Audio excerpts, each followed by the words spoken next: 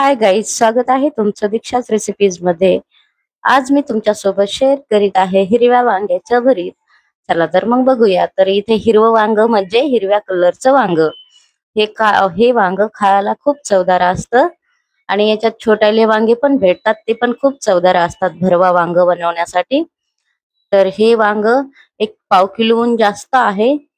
तर हे मी मधातून काप लावून घेतला आहे, कारण की खूप मोठं वांग होतं, तर तसंच मी गॅसवर भाजू शकत नव्हते. त्याच्यामुळे मधातून कापून घेतलं. एका पॅन मध्ये थोडस तेल घातलं आणि ते मग असं पलटी मारून ठेवून दिलं. तर हे कमीत कमी 10 मिनिटं लागतात हे वांग भाजायला. एकदम कमी आचेवर वांग भाजावे, कारण की फास्ट आचेवर नुसतं वरून जळेल आणि आतमध्ये कच्चं राहील. त्यामुळे एकदम स्लो आचेवर वांग भाजायचं. मधात असं आलटी पलटी करून घ्यायचं थोडं 2-2 मिनिटांना. तर बघू शकता किती एके साईडनं तर मस्त नरम झालंय वांग. आता दुसऱ्या साईडनं बघूया कसं झालंय. म्हणजे वांग आपलं मस्त एकदम, हे छिलका आहे ना, ते अल्लादी निघला पाहिजे, तसं वांग शिजलं पाहिजे. तर बघू शकता किती मस्त दुसऱ्या साईडनं पण भाजले वांग. आपलं वांग एकदम शिजल्यासारखं झालं.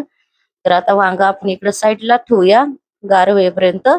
तोपर्यंत दुसरं काम करूया. तर इथे लसूण मी काही एक कांडी लसणाची घेतली, 10 ते 12 पाकळ्या घेतल्या, 2-3 हिरव्या मिरच्या घेतल्या आणि ते पण थोड्याशा आबडधोबड भाजून घेतल्या. तर तो परत थोडस तेल टाकलं, त्याच पॅन मध्ये कांदा टाकला. कांदा इकडं आपलं मस्त ब्राऊन कलर होईपर्यंत कांद्याला भाजून घ्यायचं आणि हे इकडे वांग, लसूण मिरची वांग हे मस्त इकडं गार होऊ द्यायचं. तर हे गार झालं की हे सगळं मस्त असं मिक्स करून घ्यायचं. तर इकडं आपला कांदा पण भाजून निघला. तर एक मीडियम साईजचं मी टमाटर घातलं आहे इथं. थोडस त्याच्यावर मीठ घालायचं आणि झाकून ठेवायचं, किती लगेच शिजते 2 मिनिटात. हे आपलं मिक्स करून घेतलेलं भरीत, सगळं मिरची हे सगळं आबडधोबड चुरगाळून घेतलेलं टाकून द्यायचं. आपलं भरीत रेडी झालं. एकदम झटपट करायला म्हणलं ना, तर भरीत खरंच खूपच सोपं आहे आणि चवदार पण आहे. घरात सर्वांना आवडते आणि भाकरी संग जर खाल्लं तर खूपच चवदार आहे. तर तुम्ही भाकरी संग खा, चपाती संग खा, कांदा भरीत हे खूपच खूपच चवदार. कारण की भाजी, दुसरी भाजी याच्या पुढे कोणचीच खाऊ वाटणार नाही.